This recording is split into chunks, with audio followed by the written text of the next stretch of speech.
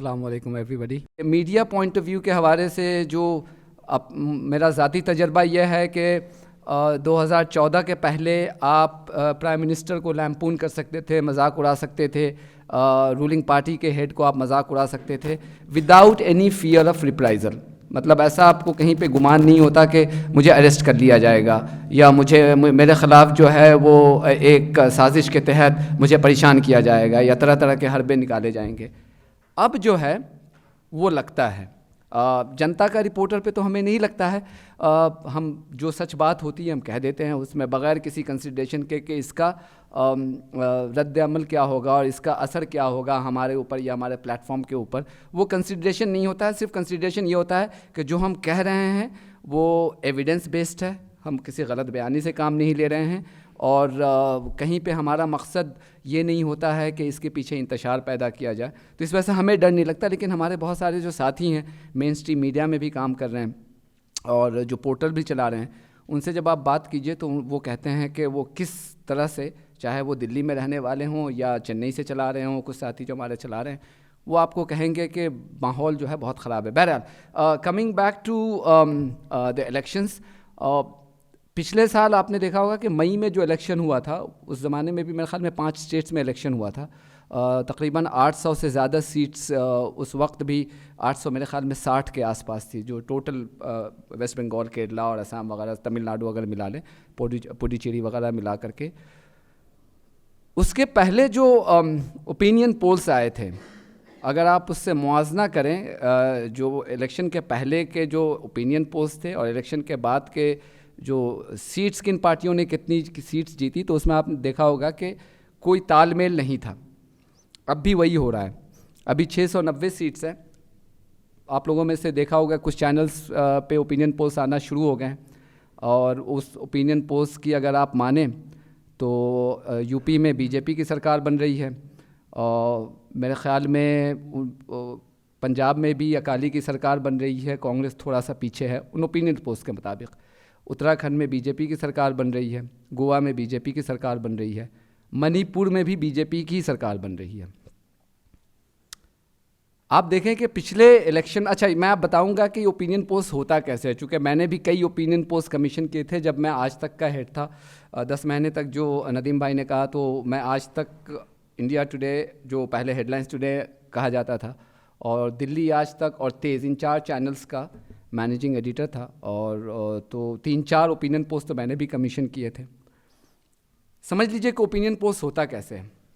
UK, USA में जब आप ओपिनियन पोस्ट देखेंगे, आपने देखा होगा कि अक्सर वो बहुत एक्यूरेट होता है। वो कि अगर उन्होंने कह दिया कि अभी अमेरिका में गलत हो गया, लेकिन इन टर्म्स ऑफ वोट्स अगर आप देखें तो वो सही थे, हिलरी को वोट सबसे ज़्यादा मिले, भले ही वो सीट्स में ट्रांसलेट नहीं हो पाया। यूके वगैरह में देखें, अगर वो प्रिडिक्ट करते हैं तो मोर और लेस सेम होते हैं। अगेन ब्रेक्सिट एक बड़ा ये एक्सेप्शन था कि ब्रेक्सिट को they got it wrong.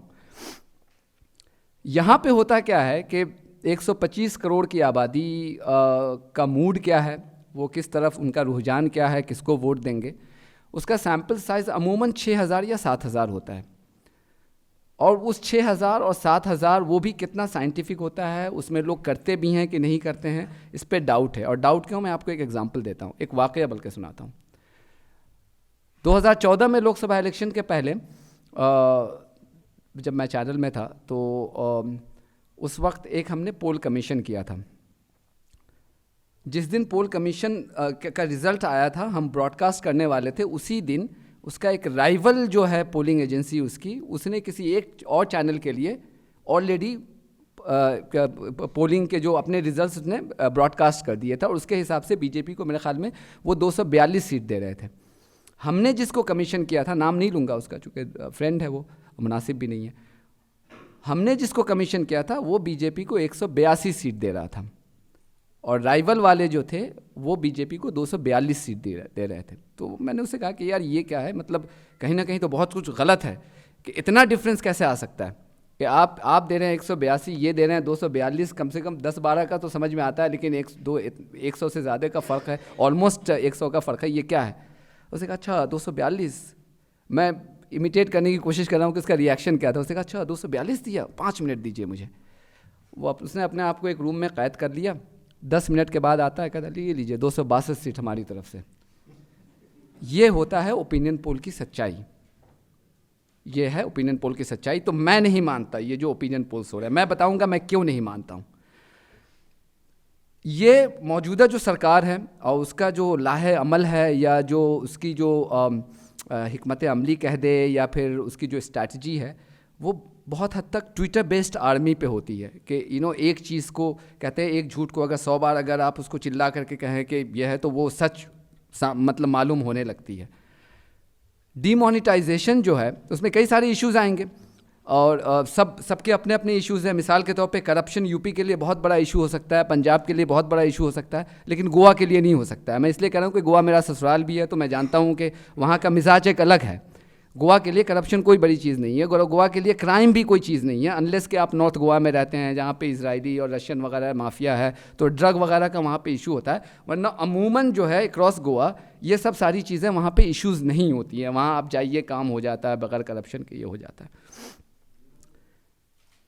Goa में कांग्रेस की हालत बहुत मजबूत थी। मैं यूपी पे आ रहा हूँ, अगर इजाज़त हो तो मैं थोड़ा सा अलग थोड़ा सा एक बैकग्राउंड दे दूँ।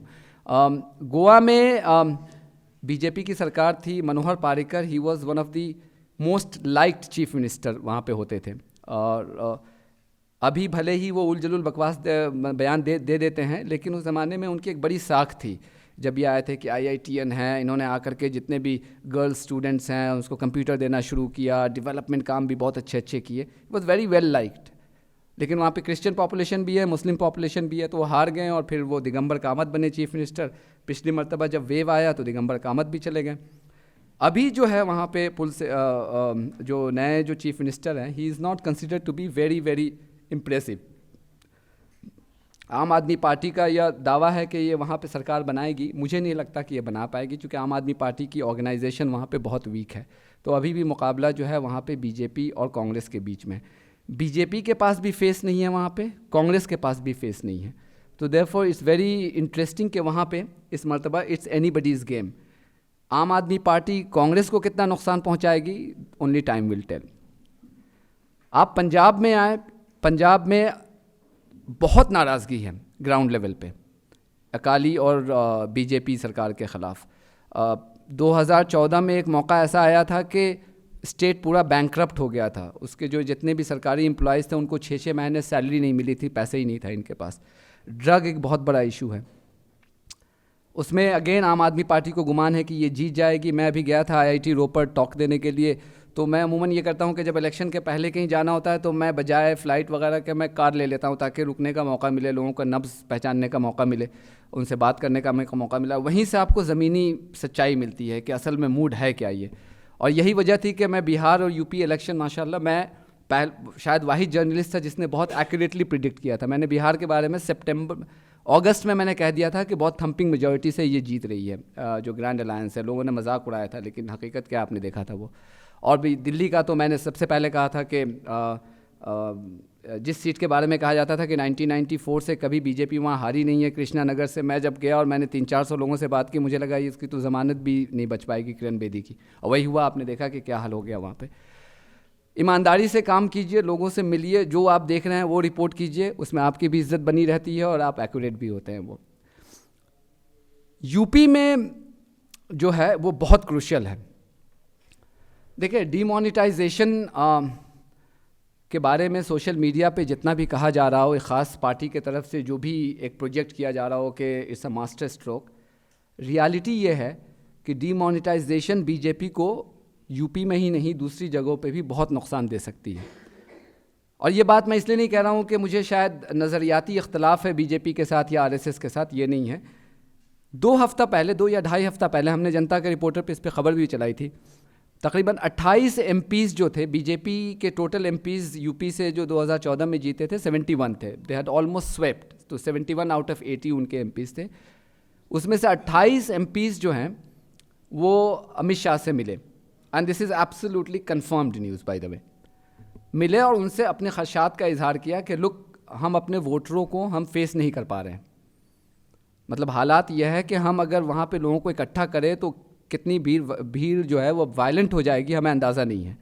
आपने देखा होगा कि अभी झारखंड में जहाँ पे इनकी सरकार है, अभी रघुबर दास पे जिस दिन अरविंद केजरीवाल पे जूतों से हमला एक जूते से हमला किया गया था, उसी दिन रघुबर दास के ऊपर जो झारखंड का चीफ मिनिस्टर है उस पर एक नहीं जूतों की बौछार हो गई थी। Now I don't approve that कि ये कोई सही मतलब ये नहीं है कि आप किसी पे जूते या चप्पल से हमले करें, बट ये एक नाराज़गी को आप जाहिर करता है कि किस लेवल की नाराज़गी है। आई सजेस्ट कि आप देखें वो वीडियो जा करके, कंडोन करने के लिए नहीं कि जो वायलेंस हुआ वो सही है, सिर्फ ये देखने के लिए कि एक BJP ruled state which is fairly new, बहुत अभी रिसेंटली उनकी सरकार बनी है, वहाँ पे अगर नाराज़गी का ये आलम है तो आप समझिए कि डिमोनेटाइजेशन का असर दूसरी जगहों पे कितना पड़ेगा। अभी मैं अलीगढ़ गया था ड्राइव करते हुए अगेन, और मैं रास्ते में 4-5 जगहों पे रुका। उसमें हर किस्म के छोटे मोटे इंडस्ट्रीज़ के भी लोग थे, कोई चाय वाला था, कोई मूंगफली वाला था, उन्होंने से बातें की। सबसे एक बात तो ये बात जाहिर हो गई कि असर पड़ा है बिजनेस पे, और at the end of the day देशभक्ति, हुब्बुल वतनी वो उसी वक्त तक कायम रहती है जब आपका पेट भरा हो, जब आपके पास अपने बच्चों के एजुकेशन को सिक्योर करने के वसाइल हों, जब आपको अगर आपने लोन ले रखा है तो ईएमआई देने के लिए आपके पास पैसे हों। हम एक ऐसे दौर से गुजर रहे हैं जहाँ पे आपका अपना पैसा जो आपने बहुत मुश्किलों से कमाया है, मैंने भी कमाया है, और आपने इन्हीं दिनों के लिए अपने बैंकों में महफूज समझकर जमा किया था, आज उस तक रसाई नहीं है आपको। पता नहीं यहाँ पे क्या हालात है। मैं दो महीने तक तो मैं क्रिटिसाइज़ करता रहा और मैंने कहा कि हमारे हालात अच्छे हैं, चूँकि मैं तो क्रेडिट कार्ड वाला और डेबिट कार्ड वाला बंदा हूँ। 2 महीने के बाद मुझे भी आटा तेल का भाव पता चलने लगा, जब मेरे बैंक वाले, और मैं ब्रांच मैनेजर को भी जानता हूँ, वो कहता है कि पैसे नहीं हैं, 5 लाख 6 लाख आता है, 12 बजे तक ख़त्म। ऐसे हालात में लोगों की जो परेशानी है वो बहुत है। आप देखें, पता नहीं आप लोगों में से कितने जानते हैं कि अलीगढ़ की जो लॉक इंडस्ट्री है उसमें ताले लग गए हैं, है ही नहीं है वहाँ पे। मुरादाबाद आप जाइए, मसला ये होता है कि हम इंडियन सियासत को, हिंदुस्तानी सियासत को दिल्ली में बैठकर उसका तज्जिया करते हैं। आप अपने एसी स्टूडियो से जब बाहर निकले और लोगों तक जाए, फिर आपको पता चलेगा, आपके नज़रियात आपके बदल जाएंगे। इन जो रियलिटीज़ है, जो ग्राउंड रियलिटीज़ है, हम वही करते हैं। मुरादाबाद में जो ब्रास इंडस्ट्री है मुकम्मल तौर पर बंद है। रामपुर की जो हैंडीक्राफ्ट इंडस्ट्री है इतनी बुरी तरह से अफेक्ट हुई है। हमारे कुछ साथी जो एक्सपोर्ट करते हैं, वहीं से वो सामान वगैरह करते हैं, वो कह रहे हैं कि आप वहाँ पे जाएंगे तो आप उनके हालात का अंदाज़ा नहीं कर सकते। ये वो लोग हैं जो वोट देंगे। शुरू में ये तो बड़ा आसान था कि ये लोगों को कह देना कि तुम इतना नहीं कर सकते, देश सोल्जर बॉर्डर पे मर रहा है, तो लोग भी थोड़े से हो गए कि हाँ सोल्जर वहाँ ये हो रहा है। अब मैंने भी ट्वीट किया एक दिन, and with all due respect to soldier, चूँकि एक ज़माने में मैं खुद सोल्जर बनना चाहता था, लेकिन आजकल सोल्जर का भी हर चीज़ का लोगों ने मजाक बना करके रख दिया अपने पॉलिटिकल गेन के लिए। मुझे जब डीमोनेटाइजेशन अनाउंस हुआ तो अचानक मुझे ये एहसास हुआ कि सोसाइटी में जो इलेक्ट्रिसिटी रिचार्ज करवानी पड़ती है तो वो अब कैश ले नहीं रही है, तो अब हमारे पास को क्रेडिट कार्ड भी नहीं लेती है, तो चेक देना पड़ा। तो मैंने ट्वीट किया कि पहले तो मुझे बड़ा ख़राब लगा, फिर मुझे ये याद आया कि अरे सोल्जर्स बॉर्डर पे हैं, वहाँ पे इतनी कर रहे हैं, हम इतना भी नहीं कर सकते, तो मुझे बड़ा इत्मीनान हुआ। मैंने तंज किया था वो ये। तो ये जो चीज़ है, तो लोगों में नाराज़गी है बहुत बड़े लेवल पे। पहली मर्तबा जूनियर फाइनेंस मिनिस्टर जो हैं ऑन रिकॉर्ड, संतोष गंगवार जो हैं ऑन रिकॉर्ड गए हैं और उन्होंने कहा है कि again repeating the same sentiments कि हम बहुत नर्वस हैं। ना जूनियर फाइनेंस मिनिस्टर का ये कहना ऑन रिकॉर्ड, रॉयटर्स से बात करते हुए ये कहना कि डीमोनेटाइजेशन या नोटबंदी की वजह से हम बहुत नर्वस हैं यूपी में, अगर फौरी तौर पे पैसे की सप्लाई नहीं शुरू की गई तो हमारे लिए बड़ा मुश्किल होगा। ये बहुत अहमियत का हामिल है बाय द वे। ये कोई ऐसा नहीं है कि हम सोर्स बेस्ड दिल को बहलाने के लिए हम चीज़ों का क्रिएट कर रहे हैं, ये फैक्ट्स है जो हो रही हैं ग्राउंड रियलिटी पे। जितने भी 5 स्टेट्स हैं वहाँ के बहुत सारे एमएलएज अभी आकर के फाइनेंस मिनिस्टर से मिले थे और अमित शाह से मिले थे, उन्होंने भी मतलब कुल मिलाकर इसी तरह के रद्द अमल का उन्होंने भी इजहार किया। जो 2-3 चीज़ें इश्यूज़ हैं जो यूपी में बहुत इंपॉर्टेंट होने वाली हैं, एक तो डिमोनेटाइजेशन है ही है, वो तो रिकरिंग है और उसके असरात अगर आप देखें तो अगले फरवरी तक तो ख़त्म नहीं होने वाले। कल वो गीता गोपीनाथ है जो हार्वर्ड की बहुत ही मायानाज इकोनॉमिक्स की प्रोफेसर है और केरला गवर्नमेंट की अभी एडवाइज़र भी है, वो कल उसने बड़ी अच्छी बात की। उन्होंने कहा कि इसके असरात अगर हुए तो मतलब 1 साल बाद तो शायद कुछ अगर अच्छे असरात आ जाएँ तो आ जाएँ, वो भी यकीनी तौर पे नहीं कहा जा सकता, लेकिन फ़िलहाल इंटरिम जो है शॉर्ट रन में इसके कोई असरात, पॉजिटिव असरात कोई मुरतब होते हुए नज़र नहीं आ रहे हैं। चूँकि आप देखें ना, ओवरनाइट अगर आपका 86% जो करेंसी है जो सर्कुलेशन में, उसको अगर आपने छीन लिया, कल ही आया ना कि अब SBI रिसर्च जो बहुत ही पायनियर इंस्टीट्यूट है, उसने ये प्रिडिक्ट किया कि इंडिया का GDP जो प्रोजेक्ट हो रहा था 7.6% जो ग्रोथ था, वो अब 6.7 है मेरे ख्याल में, 6.7 उन्होंने कहा है कि ये हो जाएगा। नाउ नियरली 1% अगर आपका GDP अगर लॉस हो रहा है, इट्स ए ह्यूज थिंग। तो ये सारी चीज़ें वहाँ पे होंगी। लेकिन जो बहुत ही फेमस इशू है, जब हम यूपी की बात करते हैं तो कम्युनलिज़म और जिसको आप कह दें फ़िरक़ा वाराना फसादात, जो जिसके लिए यूपी अनफॉर्चुनेटली बहुत बदनाम रहा है। अखिलेश की सरकार में ये काफ़ी बड़े पैमाने पे ये हुआ। कुछ तो मुजफ्फरनगर वाला तो खैर बहुत ही बड़े लेवल का था, लेकिन छोटे छोटे वाक़यात भी होते रहे। एंड लेट्स नॉट फॉरगेट के जो दादरी वाला इंसिडेंट हुआ था वो काफ़ी बड़ा था। लेकिन सबसे बड़ी जो, चूँकि मैं फ़िरक़ा वाराना फसादात की इसलिए बात कर रहा हूँ चूँकि यूपी की जो मोर देन 20% जो वोटर्स हैं they are Muslims. So the Muslims vote जो है बहुत क्रूशियल है यूपी के लिए। और आपने देखा होगा कि पहली मर्तबा मेरे ख्याल में पहली मर्तबा मैंने मायावती को इतना ओपनली मुस्लिम्स को वू करते हुए नहीं देखा है कभी। पहली मर्तबा वो बार बार कह रही है कि voting for SP is like helping BJP। मुसलमानों मुझे वोट दो, मैंने 100 से ज़्यादा कैंडिडेट मुसलमानों को दिए हैं। ये बार बार कई प्रेस कॉन्फ्रेंसेस में, इंटरव्यूज़ में ये कह चुकी है। सो देयरफॉर शी रियलाइजेज़ कि मुसलमानों का जो वोट है यूपी के लिए कितना अहमियत का हामिल है। मुस्लिम वोट में आपने देखा होगा कुछ बहुत अनप्रेसिडेंटेड हुआ है दिल्ली इलेक्शन के बाद। मुझे नहीं लगता कि इस तरह का पहले कभी हुआ था कि जो मुस्लिम वोट जो बढ़ जाया करता था, मिसाल के तौर पे 3 खान साहब, 2 अहमद साहब, 2 अंसारी साहब खड़े हो गए और मुसलमान ने सबको वोट दे दिया, मालूम हुआ कोई सिंह साहब और तोमर साहब निकल गए। तो वो चीज़ें दिल्ली में रुक गई। आपने देखा होगा कि बहुत इंटेलिजेंटली हारून यूसुफ भी वहाँ से लड़ रहे थे, मेरे ख्याल में नहीं हारून यूसुफ नहीं, शुएब इकबाल साहब लड़ रहे थे, आसिम साहब लड़ रहे थे, मैं चांदनी चौक ये मटिया महल की गलियों में घूम रहा था और लोग एकदम वन सिंगल माइंडेड थे कि हम तो आसिम को दे रहे हैं, ऑल्दो शुएब से हमारा नाता है, लेकिन हम देंगे आसिम को वोट बंटना नहीं चाहिए। और यही एक्सपेरिमेंट चलता रहा, बिहार में भी यही सक्सेसफुली रहा। और इसी शायद यही वजह थी कि AIMIM जो उन पर इल्ज़ाम लगा कि वो खेल बिगाड़ने गए थे, उनको वहाँ कामयाबी नहीं मिली। तो ये जो चला है, अब ये बहुत चीज़ों का इन्हसार इस बात पे है कि यूपी में जो मच हायर परसेंटेज है मुस्लिम पॉपुलेशन की, मुस्लिम वोट्स की, वो किस तरह से देखते हैं। चूँकि वैसे साहब यहाँ पे आ गए हैं तो अब वो कितना खेल बिगाड़ते हैं लोगों का। दूसरी बात ये कि बिहार में एक चीज़ ये था कि ग्रैंड अलायंस था, जो नॉन BJP पार्टीज़ थी वो मुत्तहिद थी। यहाँ पे अब तक वो कोई इक्वेशन बना नहीं है। बहुत सारे लोग कह रहे हैं कि अगर अखिलेश, जिन्होंने अपने आप को प्रोजेक्ट कर लिया है, अगर अखिलेश और कांग्रेस अगर एक साथ अगर आ जाते हैं तो ये बिल्कुल विनिंग कॉम्बिनेशन होगा। मैं नहीं मानता इस चीज़ को। मैं इसलिए नहीं मानता कि यूपी में जितना मैंने अब तक सफ़र किया है और लोगों से जो बातें की हैं, ख़ासकर मुस्लिम कम्युनिटी में, मुजफ्फरनगर को कोई नहीं भूल पाया है अब तक। और इस वजह से नहीं ब्लेम नहीं कर रहा है कि तुम्हारी वजह से हुआ है। कुछ चीज़ें जो अखिलेश सरकार के ज़माने में हुई है वो लोगों को बहुत चोट पहुंचा गई है। मिसाल के तौर पे अखलाक का मर्डर होना बहुत बड़ी बात थी, इंटरनेशनली ये हुई।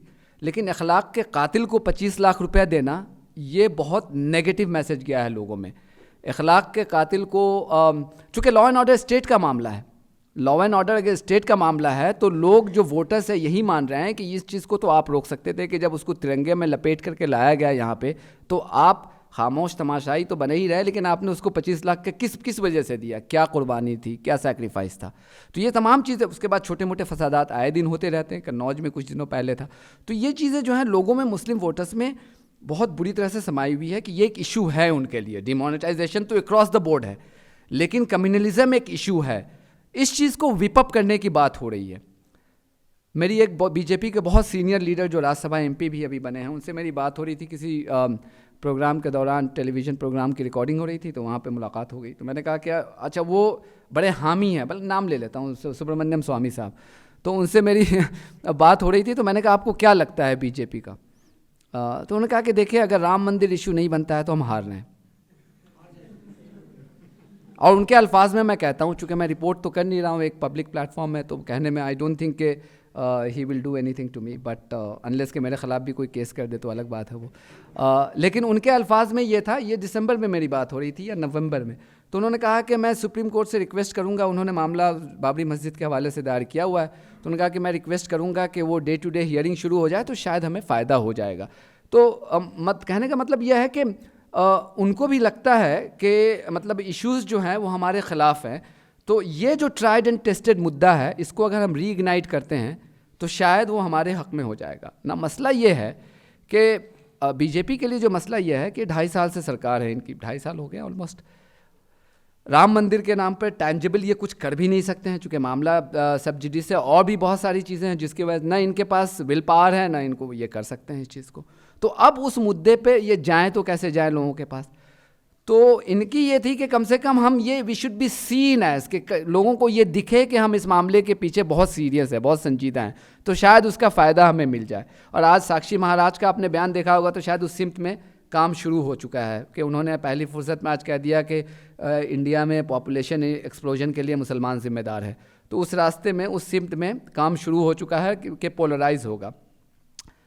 एक और बड़ा मुद्दा है यहाँ पे जिसको बहुत दिनों से हमने टच किया नहीं है, और ये मुद्दा जो है ये मेरे ख़्याल में बहुत क्रूशियल होगा यूपी के रिज़ल्ट्स को इन्फ्लुएंस करने में। वो मुद्दा है दलितों का। देखिए, जब ऊना में दलितों पे जो की पिटाई हुई तो उस वक्त एक बहुत बड़ा मुद्दा हुआ, या फिर यूपी में जो दलितों पे हमले हुए हैं काउ स्लॉटर के नाम पे या उनके स्किन को कैरी करने के नाम पे, तो बड़े इशू बने। लेकिन उसके बाद इतने सारे दूसरे इशू आ गए कि वो बैक बर्नर में चला गया। लेकिन nonetheless these are very big issues. और मैं ये अब तक मेरा जो प्रोजेक्शन यह है कि मायावती जीत रही है, उसके पीछे सिर्फ और सिर्फ यही एक चीज़ है कि जो मायावती के पास जो कॉम्बिनेशन जिसको वो बनाने की कोशिश करे, दलित का वोट तो उसके पास इंटैक्ट है। दलित का वोट इन्होंने स्वामी प्रसाद मौर्य को ले लिया वहाँ से, लेकिन आप देखें तो इनके पास दलित आज गई नहीं है। और इसका एग्जाम्पल है सितंबर या अक्टूबर में अमित शाह की एक बहुत बड़ी रैली हुई थी लखनऊ में, मेरे ख्याल में सितंबर में थी या अक्टूबर में। उसमें कहा गया था कि वो उसी जगह पे हुई थी जहाँ पे कुछ दिनों पहले मायावती ने 5 लाख लोगों को इकट्ठा किया था। तो मौर्य जो बीएसपी से आए थे, इनको ये दिखाना था कि लुक, बीएसपी के जो कोर वोटर्स है दलित, वो हमारे साथ है। तो उन्होंने वहाँ पे एक बहुत बड़ी रैली का इनेकाद किया। मैं उस दिन मैं लखनऊ में ही था। वहाँ पे 5 लाख की कैपेसिटी वाले जगह में मुश्किल से 35,000 लोग आए थे।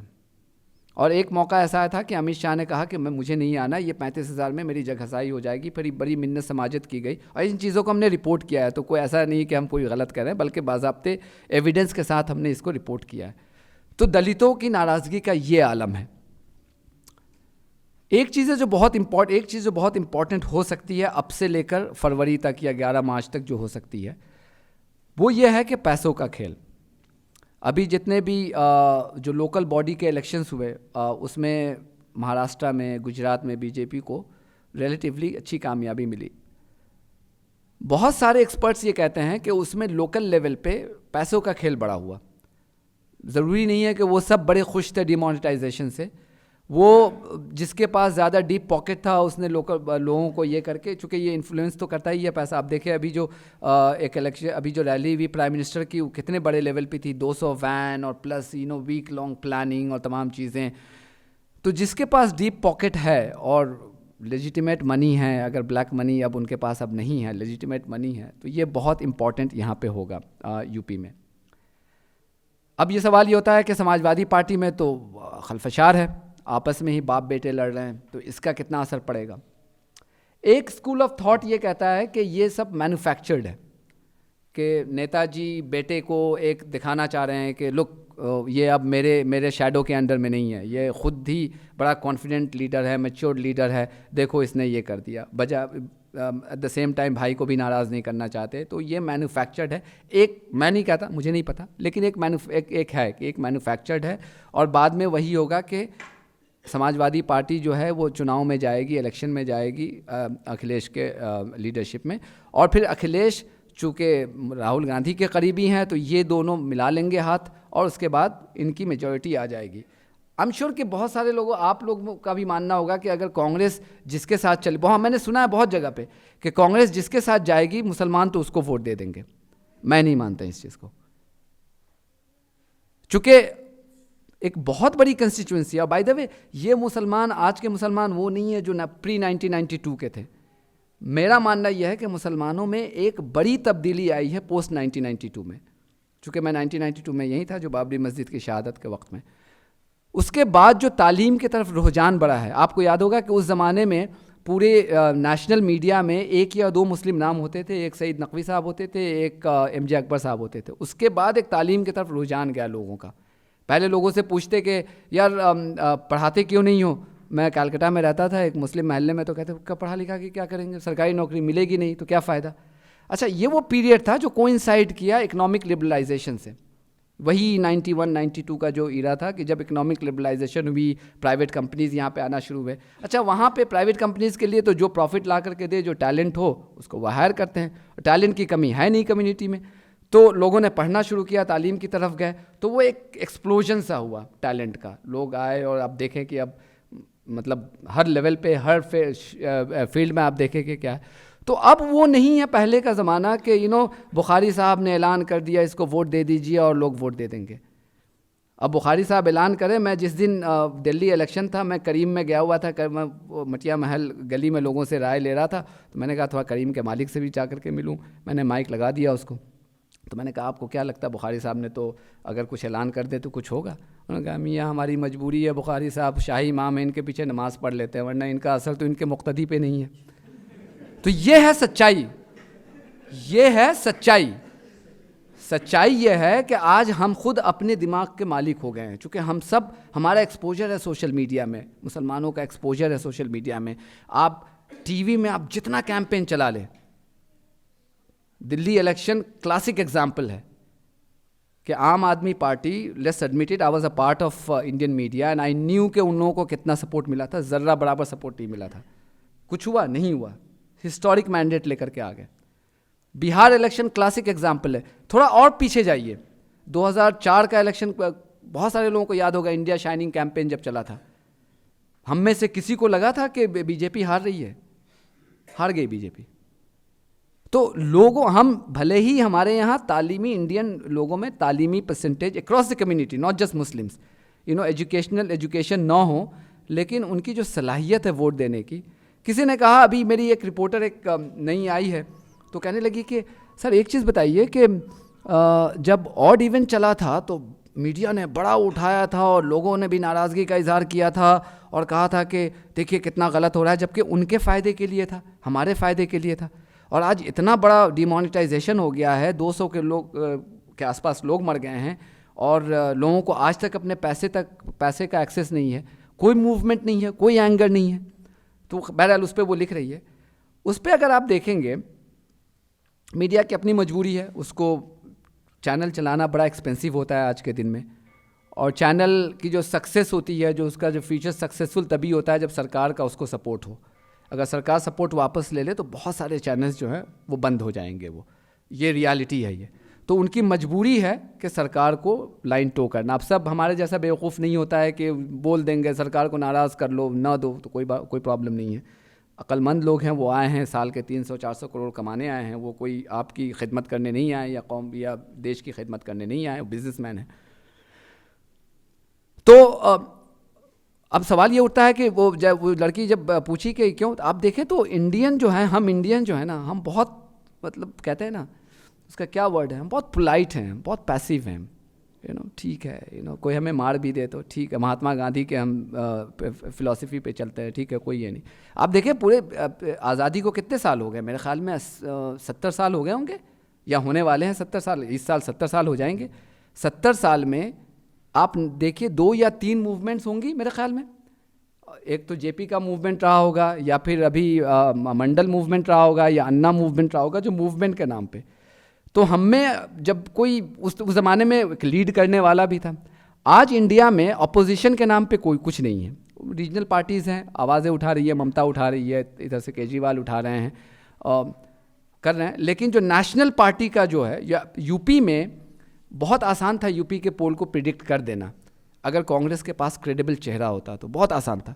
फिर वो बात सही हो जाती कि कांग्रेस और समाजवादी पार्टी अगर इकट्ठे हो जाती है तो फिर वो क्रेडिबल था। लेकिन कांग्रेस के पास भी लीडर नहीं, देखे उनको इंपोर्ट करना पड़ा शीला दीक्षित को। वो कहते हैं कि शीला दीक्षित का ससुराल है। 99% यूपी के लोगों को कनेक्शन, मुझे नहीं लगता कि वो कनेक्ट कर पाएंगे शीला दीक्षित के कि इनका ससुराल है वो। तो ये उनके पास लीडरशिप का फुकदान है एक बहुत बड़ा। कांग्रेस पार्टी के एक बड़े तबके की एक राय ये थी कि हम मायावती के साथ हम हाथ मिला लें और उनसे सिर्फ वो 100 सीट्स हम मांगे जिन 100 सीट्स पे पिछले इलेक्शन में कांग्रेस ने 25,000 से ज़्यादा वोट्स हासिल किए थे। बट मायावती इज़ एडमेंट कि हम तो लड़ेंगे तो 403 पे, बिकॉज कहीं ना कहीं उसको लगता है कि हम बहुत बड़ी मेजॉरिटी के साथ आ रहे हैं। तो communalism, demonetisation which is silent, कोई ज़्यादा नहीं होगा, वो साइलेंट उसका अफेक्ट होगा। Dalit factor is very important in UP elections, और जो क्रेडिबल लीडरशिप का जो फुकदान है जो अपोजिशन पार्टीज़ में, ये तमाम चीज़ें यूपी इलेक्शंस को बहुत सिग्निफिकेंटली अफेक्ट करेंगी। अब मेरी राय कितनी सही होगी ये तो खैर अब हम निकल रहे हैं इसमें, अब लोगों से हम ग्राउंड पे भी बात करेंगे, वहाँ से रिपोर्ट करेंगे। And I will use this opportunity कि आप लोग इस बहाने जनता का रिपोर्टर पे भी आइए और देखिए वहाँ पे उस पर हम मुस्तकिल हम रिपोर्ट कर रहे होंगे। एंड हमारा जो प्लेटफॉर्म है वो बहुत इंगेजिंग इसलिए है कि हम एवरी इंडिविजुअल फीडबैक, क्रिटिसिज्म, तारीफ सबको हम रिस्पॉन्ड कर दें। तो अगर आपको कहीं लगता है कि नहीं इसमें तो आपके दलाइल में कहीं पे कोई कमी है तो हम उसको रिस्पॉन्ड करेंगे इस चीज़ को। तो बहरहाल ये है बुनियादी चीज़।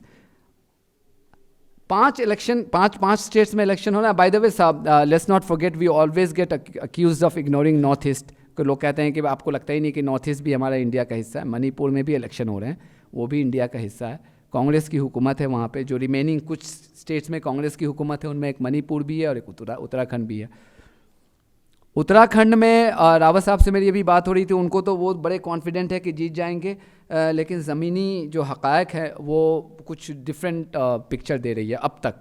कि उनके जो जितने भी स्टालवर्ड्स थे, चाहे वो हरक सिंह थे या फिर बहुगुना थे, ये सब बीजेपी कैंप में शामिल हो गए हैं। And they are very big, not influential इस में, बट फाइनेंशियल पावर है उनके पास। और आज के दिन में इलेक्शन फाइनेंशियल पावर से जीता जाता है। तो उनके लिए बड़ा मुश्किल है मुझे ये कहना कि कांग्रेस के लिए इजी होगा, मुश्किल होगा, चूँकि मुकाबला बहुत टफ है और कम्युनलिज़म बहुत बुरी तौर पे वहाँ भी फैल रहा है। अभी मैं नैनीताल गया था और मसला क्या होता है कि मैं तो इतनी जल्दी फाउंड आउट नहीं होता हूँ, लेकिन चूँकि मेरी वाइफ है स्कार्फ पहनती है तो बहुत जल्दी पता चल जाता है कि ये जो है। और आज के दिन में होता क्या है कि अगर आपने कहीं पे किसी को माशाल्लाह कह दिया या स्कार्फ पहन लिया तो मतलब बहुत जल्दी आपको मतलब एक किसी दूसरे कैटेगरी में डाल दिया जाता है। तो ये इन चीज़ों का हमने बहुत करीबी हमने देखा कि एक टूरिज़म स्पॉट है नैनीताल, और वहाँ पे भी जिस तरह से जो लोगों का रवैया है इन सब चीज़ों के तरफ, ये पहले नहीं था, ये अब हो रहा है। ये मैं देहरादून जा रहा था, हरक सिंह मेरे साथ था। अच्छा, हरक सिंह कांग्रेस का बहुत सीनियर लीडर, कैबिनेट मिनिस्टर था रावत की सरकार में। एयरपोर्ट पर जब उतरे तो मैं पहले निकल गया, चूँकि वो मेरा रिपोर्टर था तो उससे मुझे मिलना भी था, तो मैं पहले निकल गया। उसके बाद देखा कि बाहर वो सैफरन कलर की जो नहीं होती है वो पट्टियाँ जो बांधे होते हैं सब, वो जय श्री राम वाले सब पहने हुए थे और चिल्ला रहे थे जय श्री राम जय श्री राम। मैंने कहा मेरे साथ तो रावत आ रहा है, कोई बीजेपी का लीडर नहीं थे, किसके लिए कर रहे हैं? मेरे रिपोर्टर ने कहा कि ये इनके लिए है। अब ये कल को जो कांग्रेस के लीडर होते थे, सेक्युलरिज्म की दुहाई देते थे, आज इनके सपोर्टर्स जय श्री राम के नारे के साथ इनका इस्तकबाल कर रहे हैं। और ये हो रहा है उन जगहों पे जो जहाँ पे आई डोंट थिंक आपको कहीं पे इस तरह की कम्युनलिज्म की बू आती, लेकिन अब आ रही है। तो ये कम्युनलिज्म का जो इशू एजेंडा है ये ना सिर्फ यूपी में है बल्कि उत्तराखंड में भी बहुत हद तक इसको इन्फ्लुएंस करेगा लोगों के वोट्स को वहाँ पे। तो ये और खैर मणिपुर की तो बात है, वो तो अलग ही इशू है। बीजेपी बहुत कोशिश कर रही है वहाँ पे, and BJP is very keen to form the second government in North East, now third government, because Arunachal में तो तमाम उन्होंने हाईजैक कर लिया और उसको पार्टी में शामिल कर लिया। तो ये है बुनियादी मेरी जो रीडिंग है इन 5 इलेक्शन में। बाय द वे मैं ये यहाँ पे बता दूँ कि बहुत आसान होता है, चूँकि हम लोग बहुत इन्फ्लुएंस हो जाते हैं मीडिया की नैरेटिव में। मीडिया ने कह दिया, अब पिछले साल जो 5 जगहों पे इलेक्शन हुए, टोटल 860 के आसपास या 850 के आसपास टोटल नंबर ऑफ सीट्स है। बीजेपी को कितने मिले थे? मुश्किल से 64 या 65 सीट्स मिले थे सारे 5 स्टेट्स में। लेकिन हेडलाइन क्या था? असम असम असम असम असम, बीजेपी वहाँ पे जीत गई। सब ये भूल गए कि बीजेपी के 50 लाख रजिस्टर्ड मेंबर थे तमिलनाडु में, 50 लाख जो मिस्ड कॉल के ज़रिए बने थे। उन 50 लाख में से इनको 10 या 11 लाख भी वोट नहीं मिले, और उनके 232 जो कैंडिडेट्स थे सबकी ज़मानत जब्त हो गई थी। ये हेडलाइन नहीं आई है। यूपी, ये वेस्ट बंगाल में इन्होंने हाई प्रोफाइल 5 स्टार कैंपेन किया था, वहाँ पे बमुश्किल इनको 3 सीट्स मिली। केरला में 1 सीट्स ये जीत पाए थे, उसके लिए हेडलाइन बन गई थी कि केरला में आ गए। तो मीडिया नैरेटिव पे ना जाइए, आप देखिए कि 5 जगहों पे इलेक्शन हो रही है। इन 5 जगहों पे ये कहाँ पे सरकार बना पाते हैं। चूँकि पंजाब हारना बीजेपी के लिए बहुत बड़ी बात है। Under when you have a central government और आपकी अपनी गवर्नमेंट है वहाँ पे, और इसके बावजूद अगर आप हार रहे हैं तो आप गोल पोस्ट चेंज नहीं कर सकते कि अच्छा वो तो एंटी इनकम्बेंसी थी।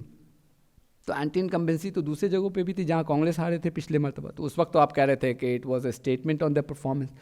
तो पंजाब का हारना, यूपी का हारना, जो अब तक जो लग रहा है कि बीजेपी के लिए या इनकी रूलिंग अलायंस के लिए बुरी खबर ला सकती है, अब इसका असर क्या होगा?